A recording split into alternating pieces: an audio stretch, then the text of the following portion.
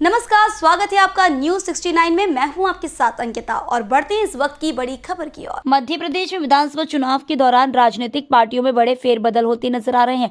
वहीं MP Samajwadi party में बड़ा झटका लगा है। समाजवादी पार्टी के मुख्य प्रवक्ता सहित 10 से ज्यादा पदाधिकारियों ने पार्टी से इस्तीफा दे दिया है और भीम आर्मी आजाद समाज पार्टी का दामन थाम लिया है। आजाद समाज पार्टी के संस्थापक चंद्रशेखर आजाद के नेतृत्व में मध्य प्रदेश से समाजवादी पार्टी के प्रवक्ता शमशुल हसन बल्ली सहित तकरीबन 10 कार्यकर्ता आजाद समाज पार्टी में शामिल हुए। भीम आर्मी चीफ चंद्रशेखर ने शपथ दिलवाई। बता दें कि भोपाल की नरेला सीट से सपा के घोषित उम्मीदवार हैं शमशुल हसन बल्ली। अब उन्होंने पार्टी से मनमुटाव के चलते भीम आर्मी का दामन थाम लिया है। भीम आर्मी चीफ ने मीडिया से चर्चा में कहा कि हमें अपनी कार्यकर्ताओं पर भरोसा है कि वह जनता को जागरूक करेंगे। आज भी मध्य प्रदेश में पीने के लिए साफ पानी नहीं है, लोगों के पास पहनने को अच्छे कपड़े नहीं है, महिला सुरक्षित नहीं है। उनके खिलाफ जो जनता में गुस्सा है उसका आजाद समाज पार्टी वोट में बदलने का काम करेगी। भोपाल से न्यूज 69 के लिए आदिल खान की रिपोर्ट। तो आपका सभी का आने के लिए बहुत बहुत धन्यवाद। आज भोपाल में ये press conference Azad Samaj party यहाँ अपने बलबूते पे चुनाव लड़ रही है। उस चुनाव के संबंधित प्रेस कॉन्फ्रेंस कुछ हमारे साथी जो अन्य दल छोड़ के आज आज़ाद समाज पार्टी में आस्था व्यक्त कर रहे हैं, उनको ज्वाइन कराने के लिए हम लोगों ने बुलाई है। क्योंकि भारत में लोकतंत्र है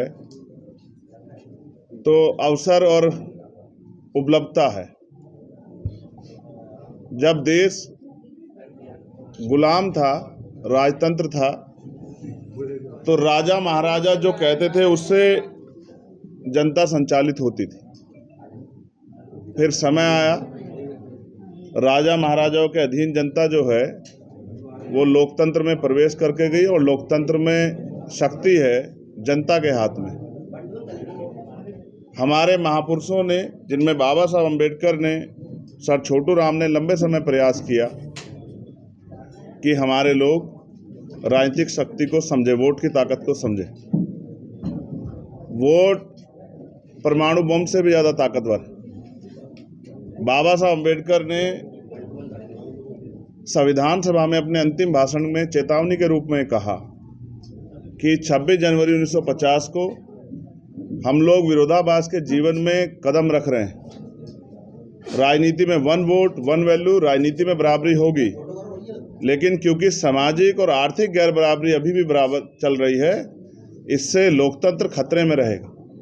उनकी इच्छा थी कि राजनीतिक लोकतंत्र सामाजिक लोकतंत्र बने, कि जनता द्वारा जनता का शासन, लोकतंत्र का जो सपना है वो कायम। जब बाबा साहब अम्बेडकर वोट के अधिकार को समझाने का प्रयास कर रहे थे, उनके विरोधी इस बात पे जोर दे रहे थे कि जिस जनता को हमने राजतंत्र में अपने जूते से हाँकने का काम किया, वो कल वो जनता ताकतवर तो नहीं हो जाएगी, उनके सर पे तो नहीं बैठ जाएगी। तो उन्होंने इसका तोड़ निकाला कि इनके पास वोट है और हमारे पास नोट। हम इनके वोट को नोट से खरीदते रहेंगे, ये लोकतंत्र को भी मजबूत नहीं कर पाएंगे। जो बाबा साहब अम्बेडकर ने चेतावनी के तौर पे कहा था, उस बात को अपने लोगों तक पहुंचाने के लिए बाबा साहब अम्बेडकर, उनके साथियों ने, उस समय के समकालिक महापुरुषों ने लंबा प्रयास किया। परिणाम हुआ कि बहुत सारे लोग जागे।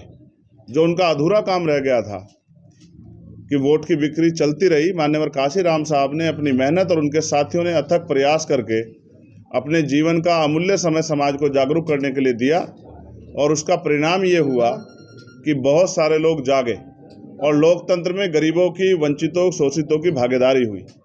आज उस काम को आगे बढ़ाने की जिम्मेदारी भीम आर्मी आज़ाद समाज पार्टी के लोगों ने अपने कंधों पर उठाई।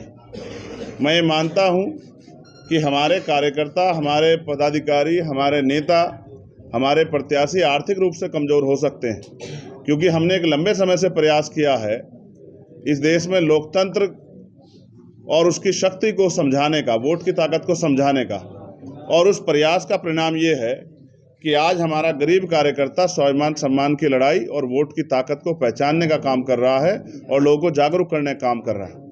इसका परिणाम स्वरूप आज़ाद समाज पार्टी के लोग अपने छोटे छोटे साधनों पर यहाँ चुनाव लड़ेंगे। 115 प्रत्याशी हमारे प्रदेश के अध्यक्ष, यहाँ के नेताओं ने, हमारे प्रभारी जी ने घोषित किए हैं, और भी कुछ प्रत्याशी अगले 1 या 2 दिन में हम लोग घोषित करेंगे।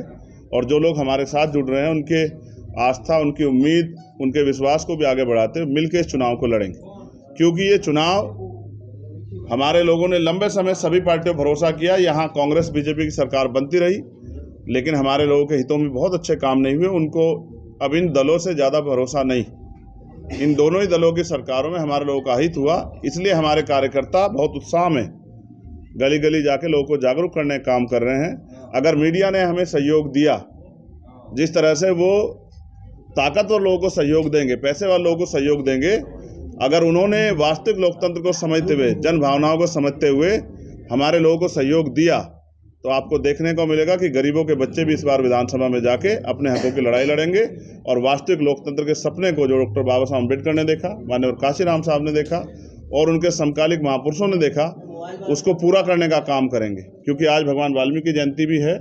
इस पावन अवसर पर मैं सभी देशवासियों को जयंती की हार्दिक बधाई भी देता हूँ। अब मैं आपसे आग्रह करूंगा कि अभी कोई भी आपका सवाल हो तो पूछे, फिर हम अपने साथियों को ज्वाइन कराएंगे। इस खबर पर आपकी क्या राय है, हमें कमेंट सेक्शन में जरूर बताएं। तब तक के लिए धन्यवाद।